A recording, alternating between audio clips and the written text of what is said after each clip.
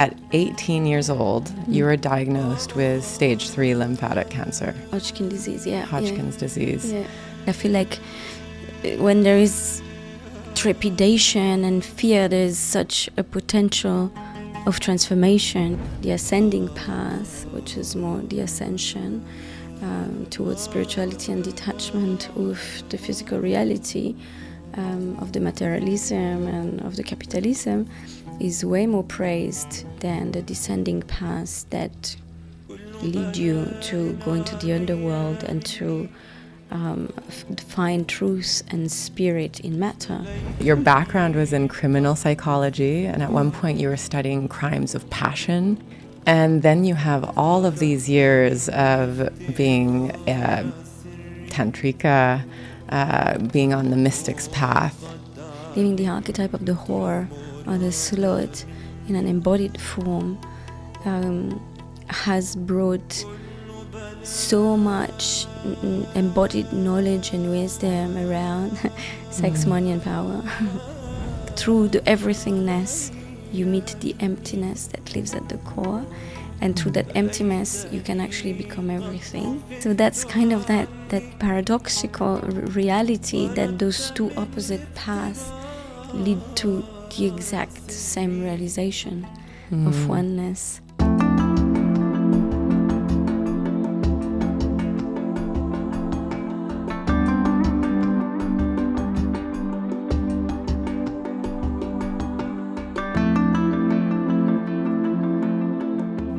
Welcome to the Enlighten DXB Podcast. I'm your host, Erika, and I am very excited today because I have a very special guest, Laura Deva, here with me. She's visiting all the way from Geneva, Switzerland, and she's a psychologist with a practice based there, and she also happens to be an ISTA faculty member. ISTA is the International School of Temple Arts. Laura, it's so lovely to have you. Thank you for inviting me, Erika. Yeah. The last few days have been really beautiful as we've both been landing back from trips here in Dubai. And we've just had such beautiful conversations. And so I know that we're going to have some beautiful transmissions today. And I'm just so grateful for such a beautiful priestess like you to be sitting across from me. Thank you for watering me in this studio today. Yes. Beautiful flowers must be watered. Yeah. So I wanted to start out because I was thinking today, even though many people that have sat in that chair across from me are ISTA students and graduates, you are the first faculty member sitting across. Yes. And for all of those people that don't know what ISTA is, I'd love for you to give just a little snippet of what it is that you do there on the faculty, what ISTA is, and maybe more importantly, the role that mystery schools play and have played in our history. Wow. Okay, we start like this grandiose. Okay, so just a little, debrief into what ISTA is. So you named it. ISTA is the International School of Temple Arts, which is worldwide. So we went into more than 40 countries, more than 20,000 participants all over the world. I'm just going to start with like the beauty and specificity of ISTA, which is like so many people that are masters in their own field coming together and teaching together in composition and constellation that sometimes just meet for the very first time, because it's always 3 facilitators, 1 lead faculty and 2 co-facilitator coming together. So every constellation is pretty unique and resonates with a certain land in which we go and teach. But even the word teaching, I don't think that we're really teaching. We're just transmitter of an embodied, wisdom that we all have with a different frequency or a different color, and bring people into an experience more than actually a teaching of some sort. It's more like basing into an experience of deep healing and transformation. And the level 1 of ISTA, which many probably even listener have gone through, is really a polishing of the authentic self. It's like letting go of a lot of conditioning and experiencing a potential of life force that is dormant under the layers of repression and conditioning over years and cultures and all of this. And what we see, I mean, I've seen now over so many trainings, people blooming under my eyes in less than a week, you know, like, and the potency of what a group can come together and a field can transform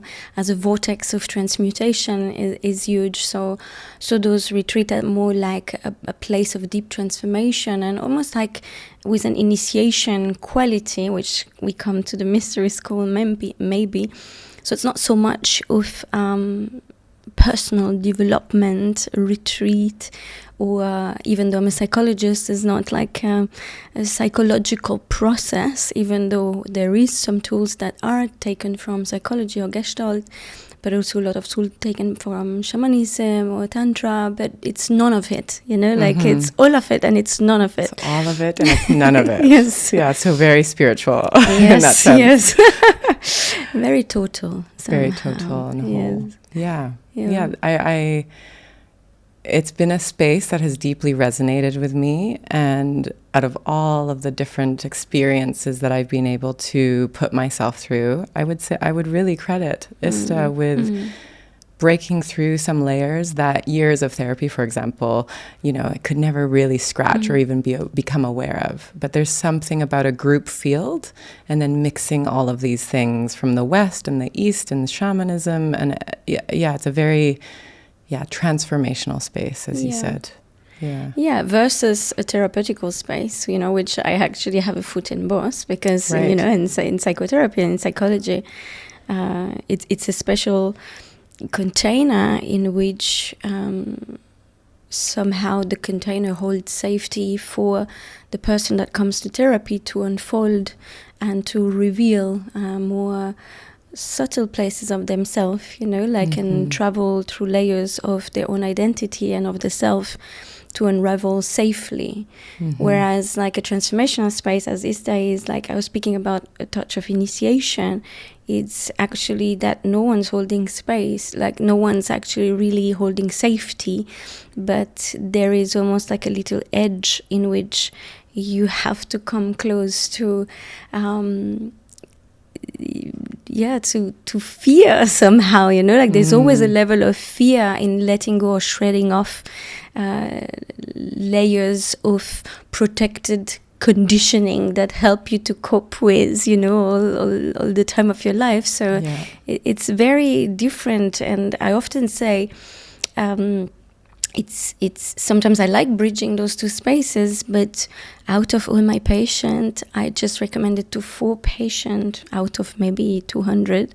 I only recommended to 4 patients to do ISTA, because I felt like they were ready and ripe, and that could save them, you know, years of therapy actually, because they were ripe for that kind of work. But it's not necessary for everyone. Yeah. No, absolutely. It's definitely, as I feel into it, it's a space, as you said, where people do have to hold themselves, which brings that fear element. Also because it's a mystery school. So much of it is a mystery. It's not like you can come and prepare for it. It's a cauldron that you put yourself into and surrender into. And with surrender comes a lot of fear. And as you said, on the outside of it, or on the end of it, you do see everyone blossom, and often into a really authentic power of knowing how powerful they are to hold themselves through a space, and to know that they know who they are, and they can hold themselves in integrity. And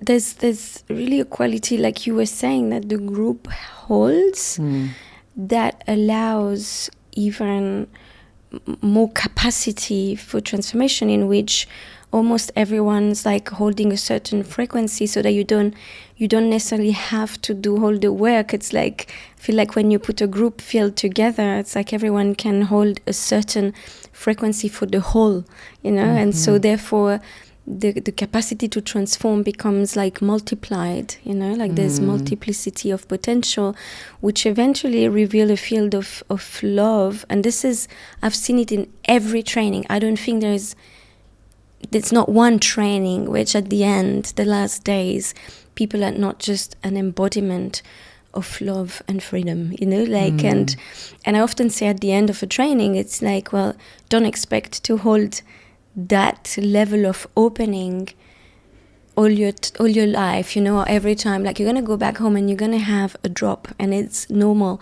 and it's part of the process. This is a reference point of something that you're capable to access without drugs, without abuse of any substances, or even without medicine, without ayahuasca, without anything, it's like a place that you can remember inside and that you can come back to, but then coming back to the world, and to the world that you left behind, and to the jail that you have constructed in your life, will bring back some difficulties. And I always say that this falling down back into your life also holds a lot of fuel for transformation, because it's going to show you the parts of your life that you do not want to accept anymore, and what needs to be transformed, and what do you want to hold point for, in this process of transformation. Yeah. And can you speak a little bit into the history of mystery schools? I know you're not an expert in that, but just the point that mystery schools have held throughout history. Yeah, I'm not. I don't know, like, historically. I don't think I'm really good at recalling history, but I can speak from a place of inner remembrance more than maybe factual truth, and also to have visited multiple sites that holds that frequency of mystery schools. What for me is a mystery school is a place. It's almost like a vortex of transformation, in which there is a quality of totality that is held in awareness at the center. And from that place, and we had many talk, you and I, about it, from the many layers of awareness, it feels like it pulls out some level of truth in one being. And so from his personality, life-based, to maybe the soul emergence of the soul calling or the soul purpose of one being coming into a field of being, to eventually resting awareness into totality and formlessness. And I feel like every of those layers of awareness holds gates of initiation, and at any of those gates there is a process of death and shredding off qualities of attachment to a certain identity in order to receive more of yourself, but not yourself as an individual, but more of life moving through you.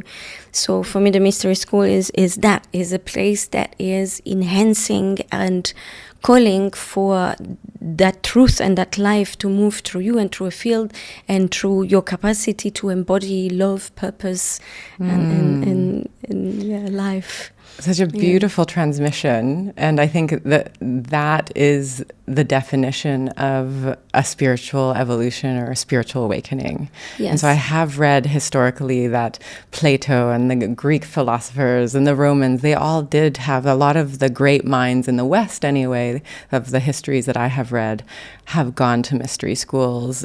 Even some of the greatest scientists of our human history that we know of, in order to find themselves and to find God and to embark on that spiritual path. Yeah. And somehow I feel like life is a mystery school, that's our first and foremost place where we learn.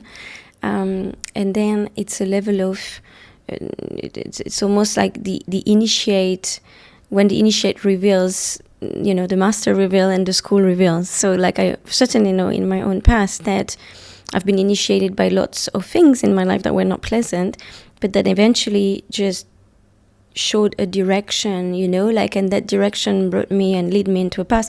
And I ended up in a physical mystery school for many years, like in New Zealand, in Haydn. So where the main purpose was exactly what I was explaining, which was like a soul emergence field in which also in that vortex, it's not so much, and I remember in Haydn, it's not so much a place where you can live for a long time, like it's a place where you come, transform, bloom into the totality of your expression, and so that you can give in service what you're there to do in this life.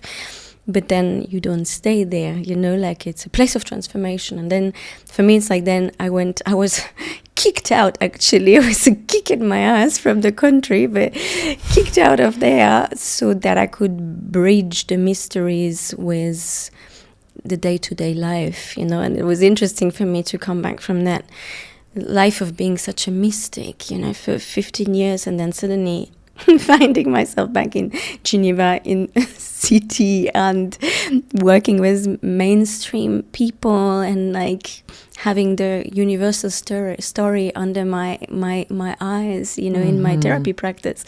So it's the beauty of like bridging mysticism and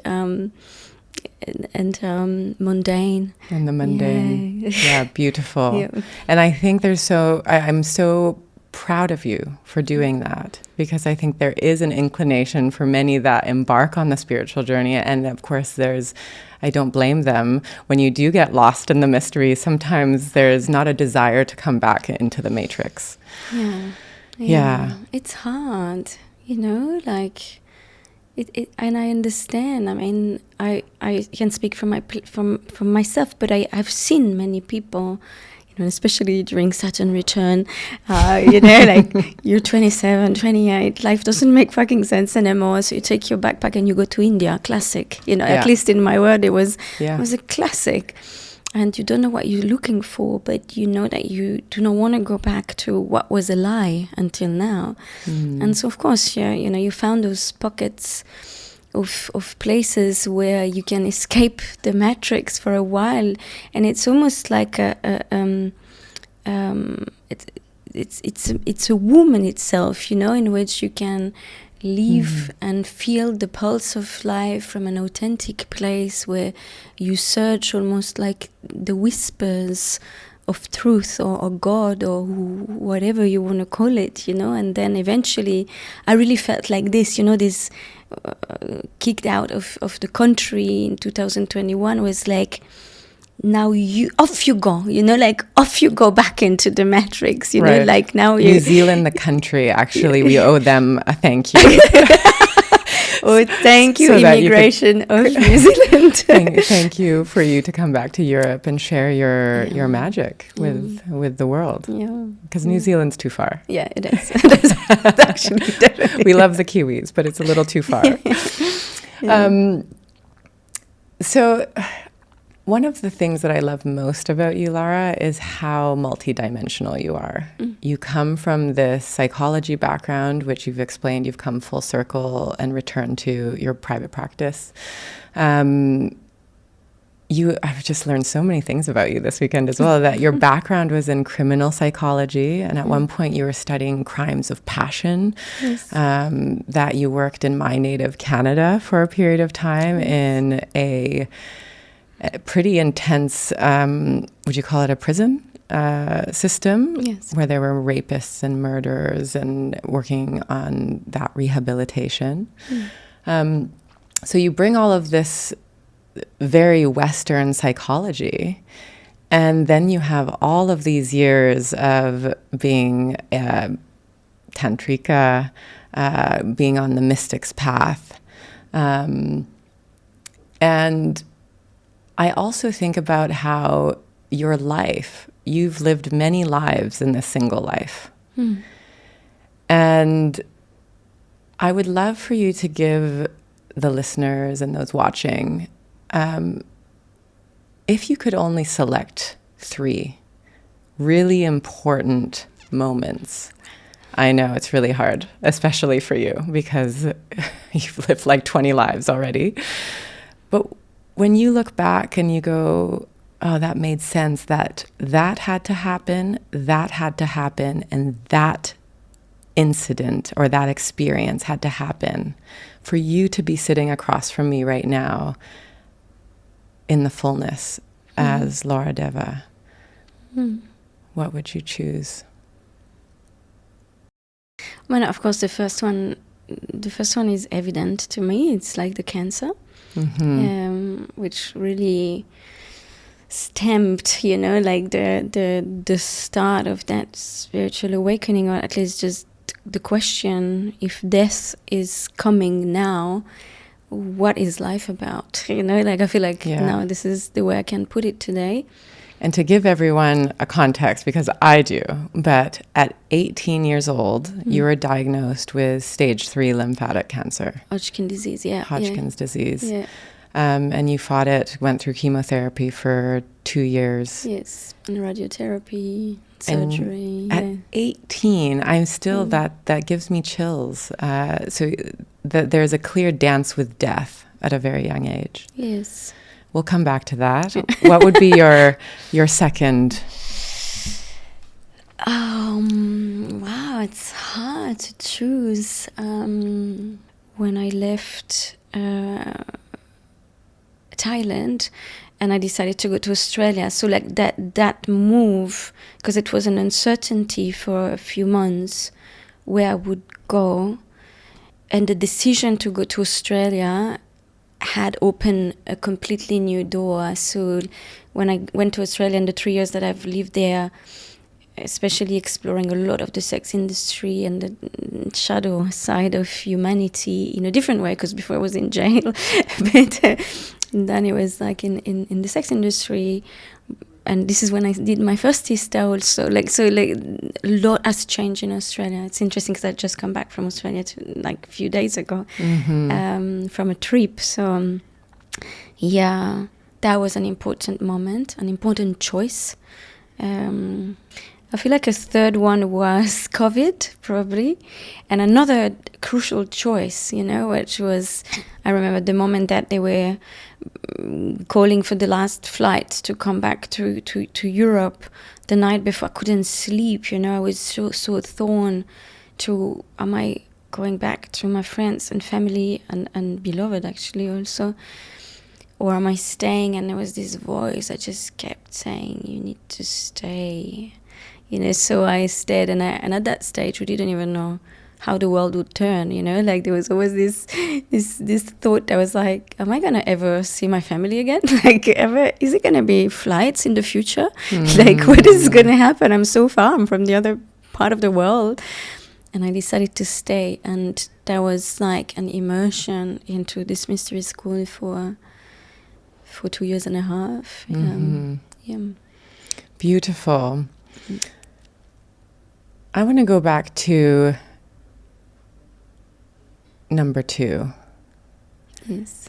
You mentioned to me earlier today that it actually opened a portal for you. So you going to Australia actually, as you said, sort of opening to this world of sex work. It actually opened up something quite sensitive in your history. In one of the silent retreat on the island, I remembered a past sexual abuse in my childhood, and that created like an electric circuit, something was disrupted in my kind of routine, although I had the intuition at the beginning of that year that something would change that year. I knew that was my last year doing that routine of Europe for a few months, India for 4 or 5 months, and then Thailand for the rest of the year. That was my routine for 4 years. And something would change. So definitely recovering this part of memory, because it's never like a movie that you watch. It's more kinesthetic memory of the body that is reunited and with some flashes. But I couldn't go back to Europe because because the person who abused you. Yeah. It was still there. It was still there, yeah. So like I wasn't ready to really confront myself to that situation. So I had to make a choice where to go, and few options came. But the option to go to Australia and work in a strip club was the most calling, weirdly enough, you know. So effectively, from the realization of sexual abuse, then it's like an opening door towards sex work. Yes. Yeah. I'm so intrigued by this because I have had a lot of many friends and people in the field that have discovered that they were sexually abused later in life. So they were abused as children, and they sort of awakened to this. It just opened for them, or a memory came back to them in their 30s. And it sounds like it was sort of a similar timeline for you. And as a psychologist, what do you think? Why do you think that is? Why do you think that the memory is retrieved later in life? I think the memory can only be retrieved when you have the mental, like the psychological capacity to deal with it. And I know that in terms of memory, like I was sharing, and especially when the abuse is like in your young age, before 7 years old, before the mental body is completely formed. And so the capacity of restoring clear memories is difficult before 7, you know.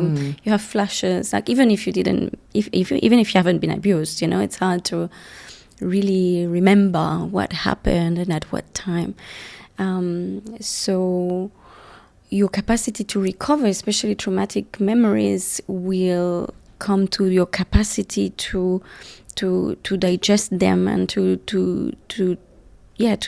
transmute them, you know, to integrate them. So in my own memory recovery, I still don't remember everything, you know, like it's not linear, you know, like it's and it's confusing because you do not know if it's true, if it's a dream, if it's I've heard this from many people. Yeah. That they struggle with it for a while, but it feels true in their body.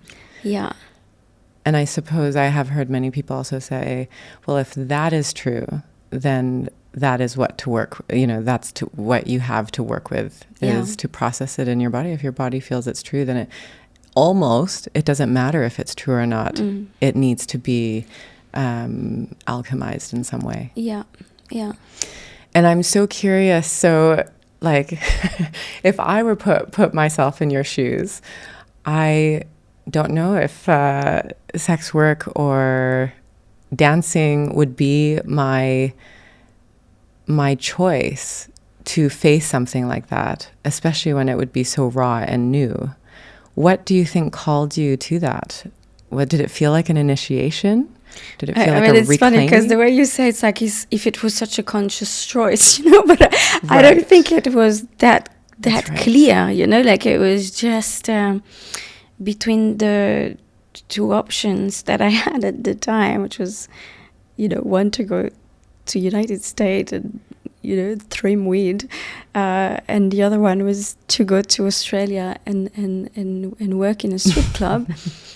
I felt way more called to that level of mystery. It was just like somehow on one hand, one choice was like leading me nowhere. You know, I just felt like there's no life there. You know, the only life was like to follow my partner at the time and to be with him. And on the other hand, it was like, you know, this like dark, like pulsating mystery calling, you know, and I was like, okay, I feel like I need to go there.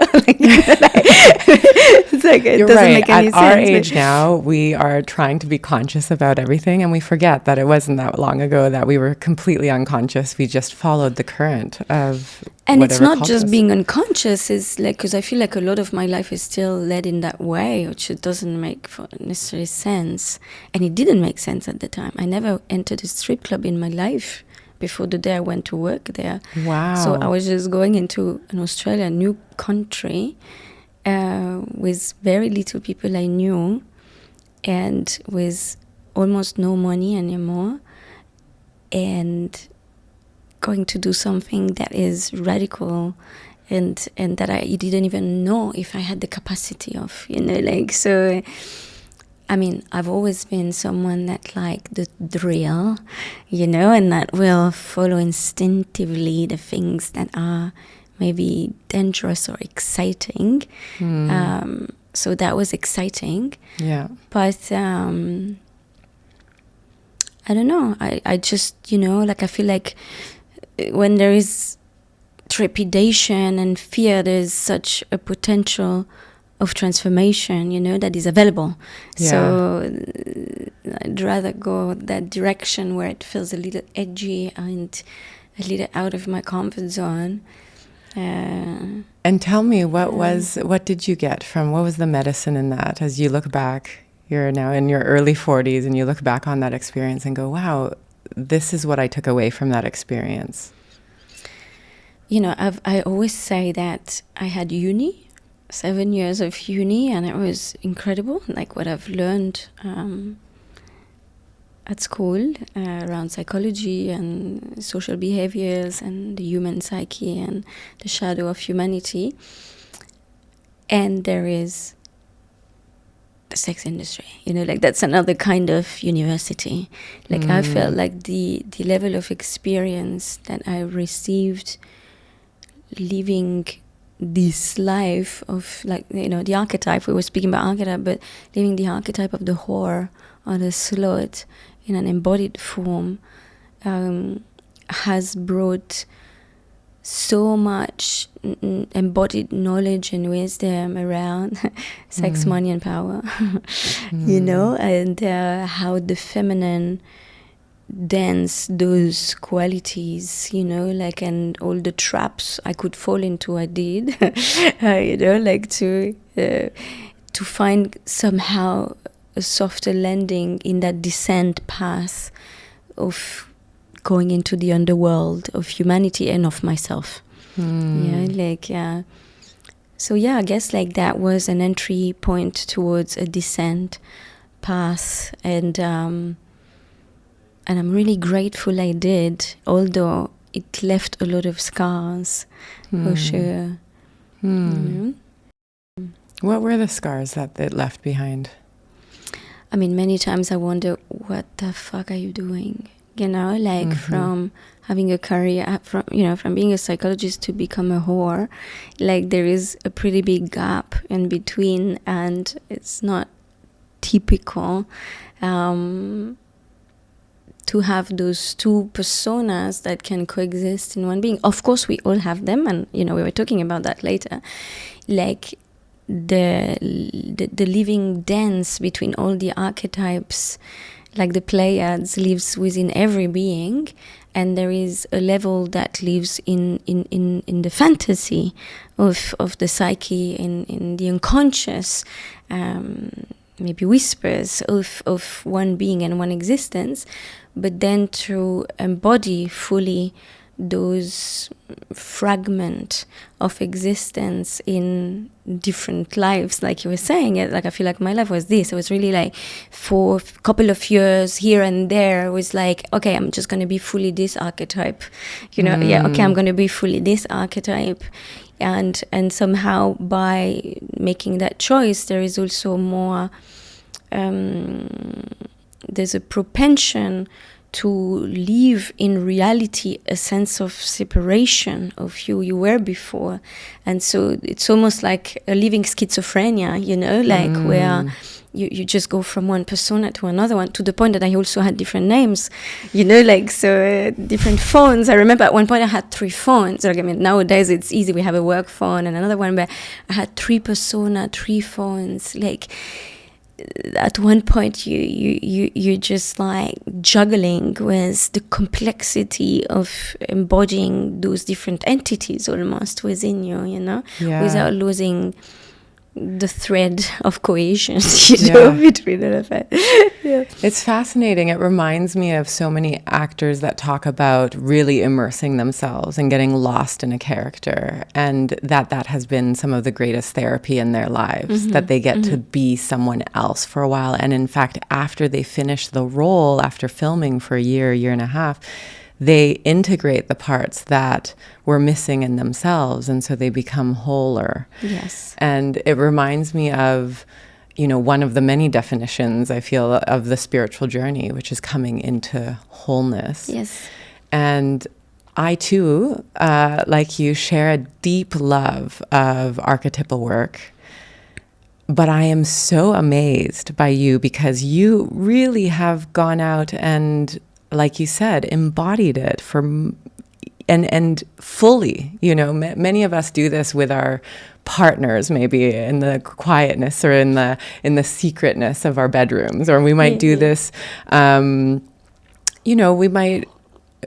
We might take on a side job to learn some new skills or something. And I guess in some ways it is this, but just like your total commitment to it at different phases of your life just astounds me. Yeah, because most of us really do that from a therapist chair, right? Or in some of these transformational spaces where we go, oh, I have a hard time embodying the whore or the slut. Why is that? What is the conditioning around that? What does that mean? Yeah.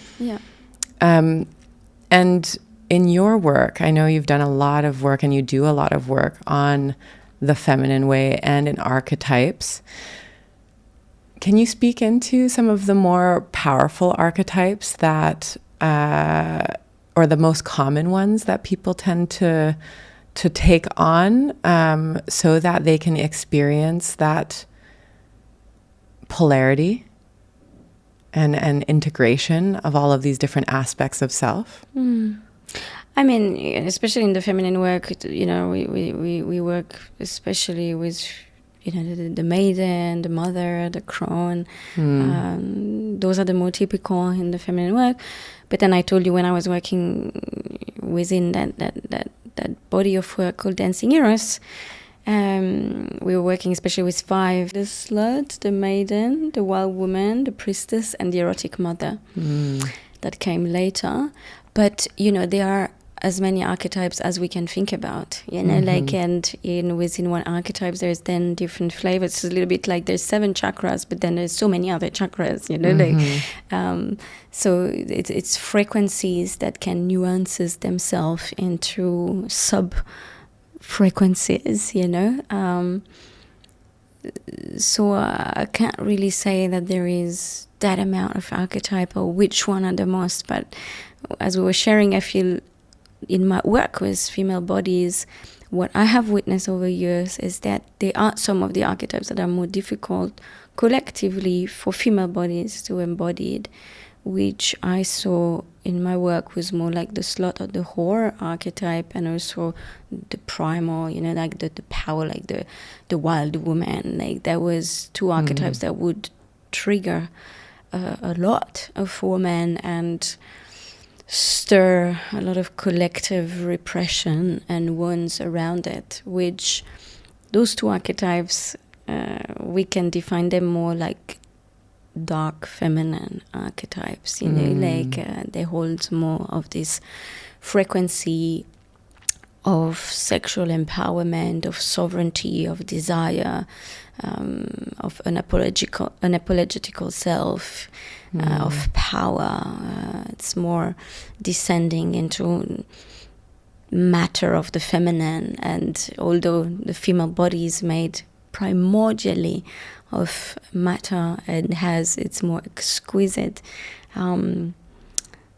realization into the physical body, I feel like it also holds a lot of historical and ancestral memories, and it's difficult for women to maybe really go through the gateways of those archetypes, because you're gonna be burned. We already talked about it. You're gonna be burned. For me, the witch hunting and the woman who burned, it was almost a manifestation of the fire that burns when you go into the dark, when you descend into the underworld. There is portal of fires and of burning and of earth shredding off. And collectively we hold that with fear, that if you enter in the realm of the underworld, you will die. And it's true. To a certain extent, it is true. So I've witnessed that with female bodies, especially because I worked more with female bodies, but with male bodies also, and they had a very different entry points in the feminine archetypes, like I was sharing with you. Like, it was very different because they didn't hold into their bone or into their genes that that collective repression around being in a female body. So like those specific archetypes didn't had the same repression, and so male bodies would have such freedom in expressing the inner slot that it was such a refreshment to receive their transmission. It's almost like the slot of a 3-year-old little girl. She's untamed, like she has no shame. She hasn't been slut shamed yet, so I recognized a little bit of that flavor in male bodies when they were touching upon their inner slot. It was refreshing to see that. That reminds me, actually, I was at a retreat or a festival once, and there was a wonderful Tantra teacher, a gay man from New York, and I forget what the workshop was called, but it was something like, embrace your inner queen. And there was 40, 50 men and women in this tent at this festival. I think it was in Montenegro. And on one side, the men were there, and on the other side, the women. And I watched as both sides would embody just the masculine energy, or just the feminine energy, or light feminine and dark feminine, and light masculine and dark masculine. And I noticed that in many cases, when I was watching both sides, I felt that a lot of the women would do masculine, some of the masculine, like, for example, the dark masculine of this like being in your power and taking sort of energy, better than, dare I say, many of the men, because of the times that we probably live in. And the best transmission of the feminine that I got, both light and dark at the time in that workshop specifically, was from gay men. And I thought, wow, how is it that gay men know how to do like this beautiful, sensual, like how they can do woman, they can do feminine better than most of the women here? Because collectively it's not safe to be feminine in a female body, and it's not safe to be masculine in a male body. Like those qualities have been repressed in both gendered. And I feel like, somehow to create more safety, we just self-castrated each other, and it created like such a chaos around that. So it is more safe, you're right, for a gay man to embody his feminine, somehow, because it doesn't hold, like the male body doesn't hold the fear that the feminine holds from centuries and centuries of rape and abuse and all of this. And whereas on the opposite spectrum, like I was showing before, it's like the male body holds also years and years of repression, of their taking energy, of their warriors, of the capacity to stand in truth and to pierce, like it's seen today as you're a predator, you're unsafe, we can't trust you, you just want one thing, you're not in synergy with my needs, so there's a fear, I feel, that works through, it's like almost like a couple therapy, like a collective couple therapy of those energies, like embodied in their own genders.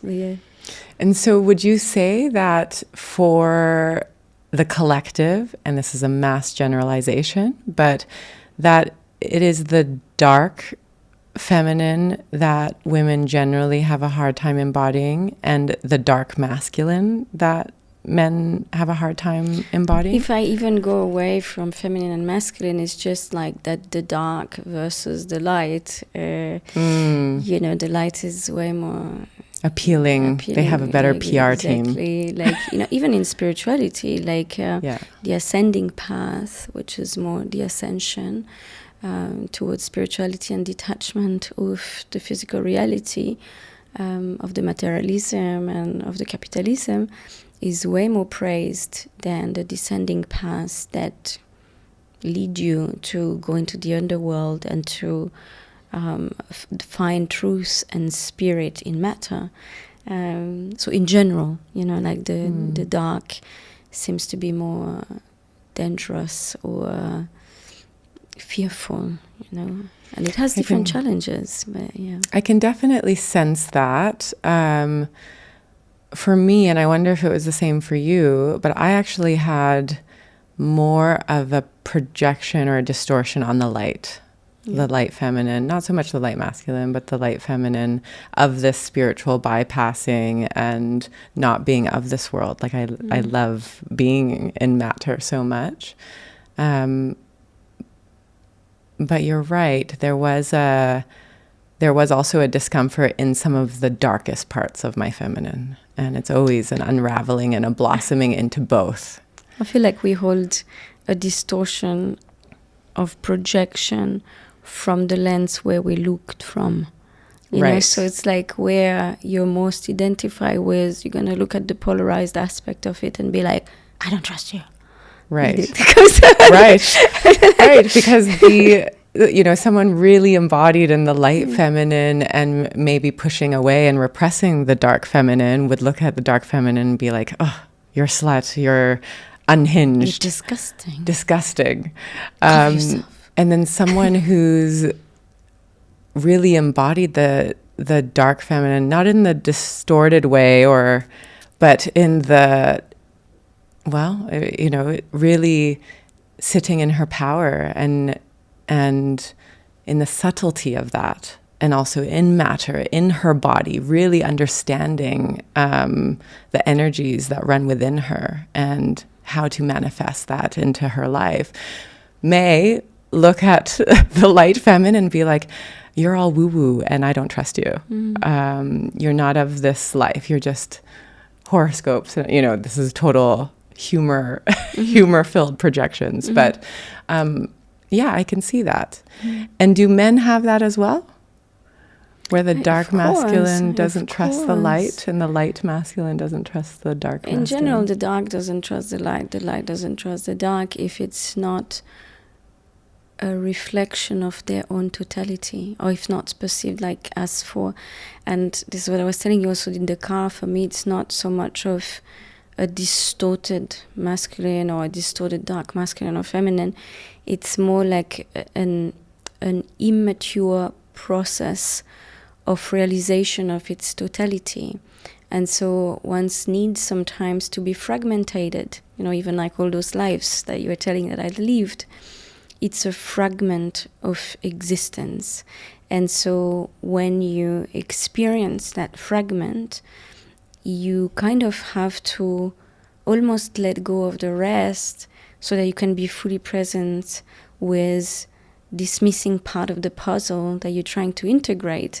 And while you're doing this, which is a process of maturation, it's not that you're in distortion, but you're just maturing one part of the puzzle. And while you're maturing one part of the puzzle, the rest of the puzzle seem to be contrasted with who you are. So your sense of identity stays focused into what you're trying to mature.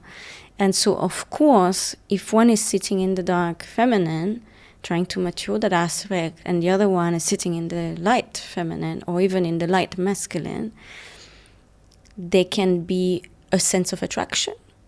Because it's like, actually, even though I'm maturing that part of me, the contrast that you represent is also a path of me going into the totality of experience, because you hold on the outer another part, which is the opposite part of what I am maturing at the moment. And to me, the totality is the integration of those polarities. And so there is no mature dark feminine of masculine. There's no mature dark, if we want, if there's not been an integration and a maturation of the light. So then you can just, for me it's like this, it's that once you have integrated all parts of the puzzle, you can just, like you were just wearing clothes, like you said today, I'm wearing priestessy energy, beautiful, but I'm not like proclamating that I am a priestess, like it's like, okay, today seems like I've dressed like this, like there's an energy that is coming, sitting in that way, but it's not that I need that identity in order to have a sense of existence, then it becomes just this fluid game of the Pleiades where you can be anything at any point. And it's with the awareness that this is not you. The awareness still lives in the totality of existence, which then means that when I meet the polarity of what I'm embodying at that moment, it's not anymore a game of like divergence, but it's a reflection of the opposite of what lives in me through that embodiment of my placement at that moment. So it's a very different game, but the game towards totality, or towards the non-dual point of existence, or the dark or the void, or this inner spaciousness where everything exists and nothing exists, that point comes with your capacity to travel towards all direction of that puzzle, and then get stuck into moments like with deep dissolution of the self, so that you can start to encompass more of those realities, And so when I work with women a lot is not so much, of course, for some of them it's like, I need to have more of the dark, or I need to have more of the light, but it's like, how do you integrate the light and the dark? I always speak about the two sisters and the serpent and the rose, like how do they come together? So it's a reunion that brings that sense of totality where there's no more duality. There's also this feeling that I get as you're talking. There's so many polarities, but one of them is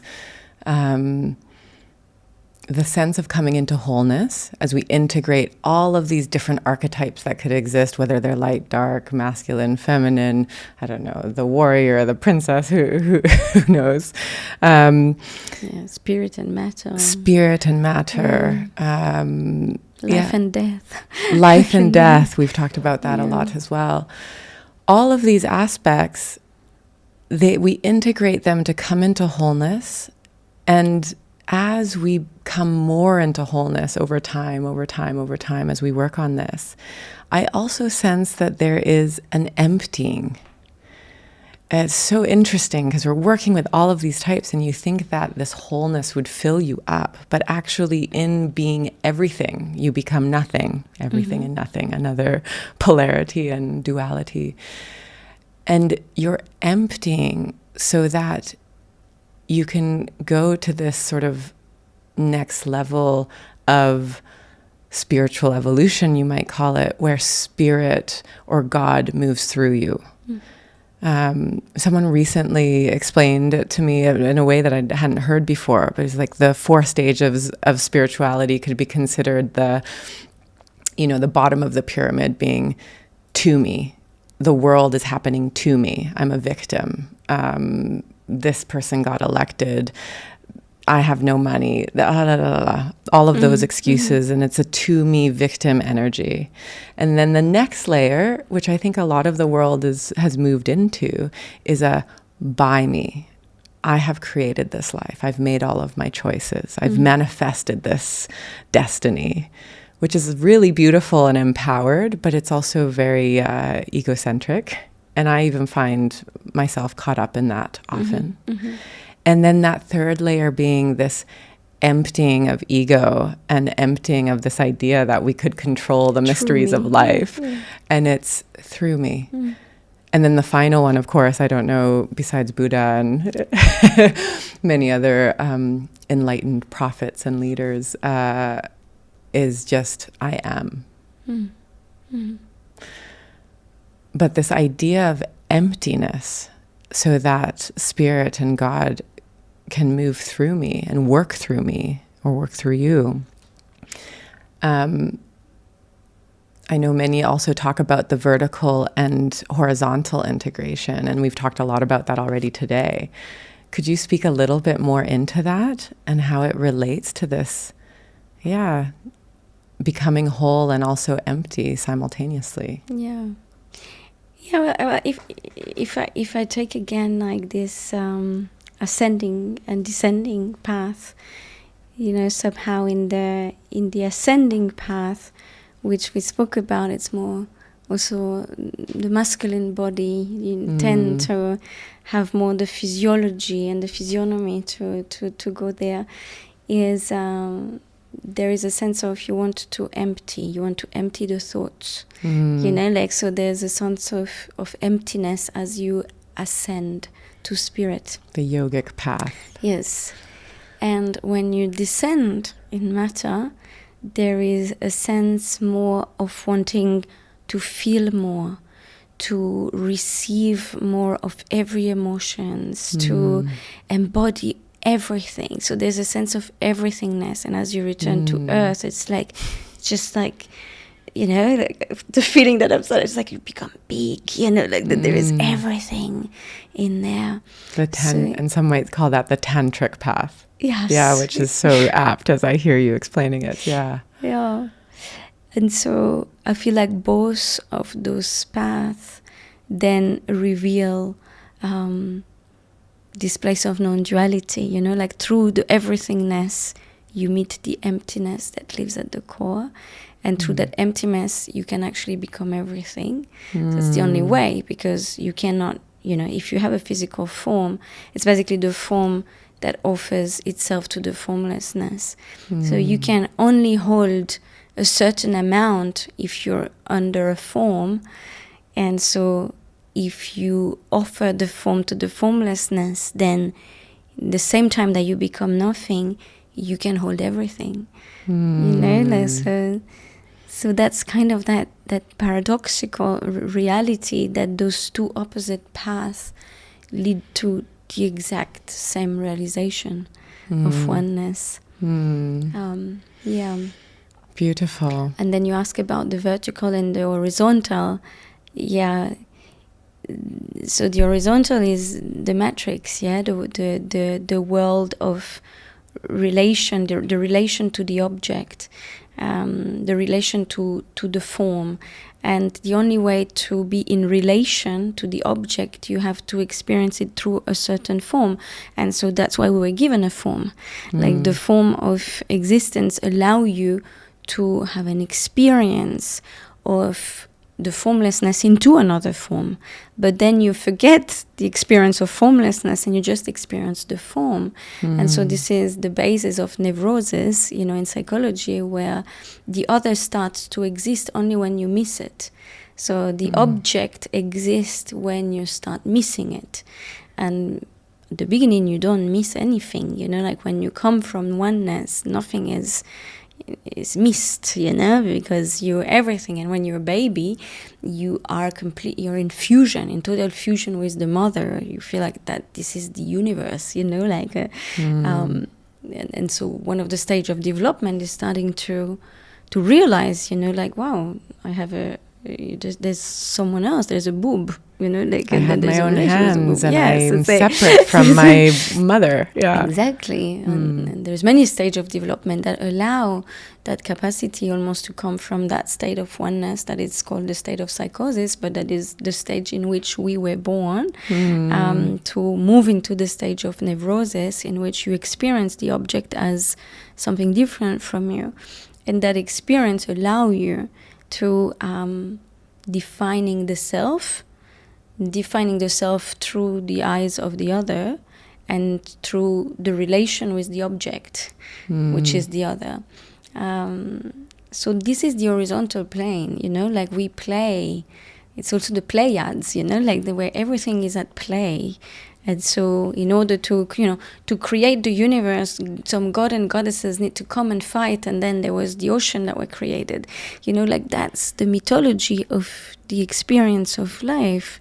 It comes from, the creation comes from objects meeting, god and goddesses meeting, relation between woman and man, between gods and humans, this is the universal story that has unfolded into the horizontal.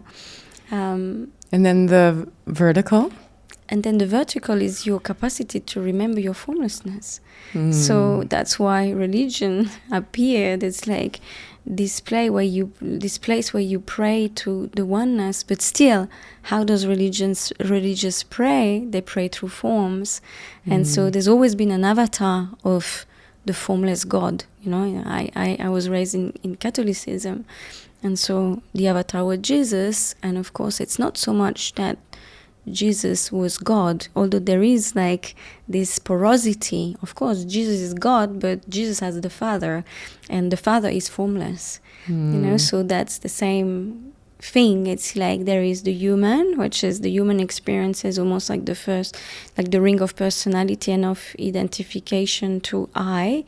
And then there is the avatar. There is Jesus in the Christianity, which represents more of the soul realm, and then there is the Father. So the Father, who is the formless existence that encompasses it all.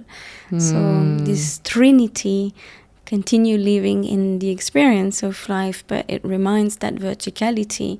That verticality is almost like the capacity of being connected to the formless. So prayers, remembrance, capacity to be just connected with oneness and not lose yourself into the horizontal experience of life. There are so many people that I meet these days that say, I don't know if I'm connected to spirit. What would be your transmission of what is God or being connected to spirit to you?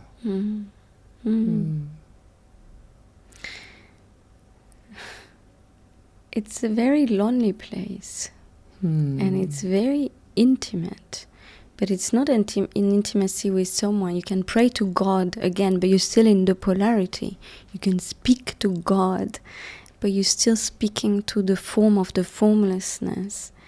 So, I came from a background where, even in my yogic years, where I was just like practicing 7-8 hours a day, of meditation, of yoga, of bandhas, of anything, and I used to believe that if you didn't practice, then you will lose that capacity to be connected.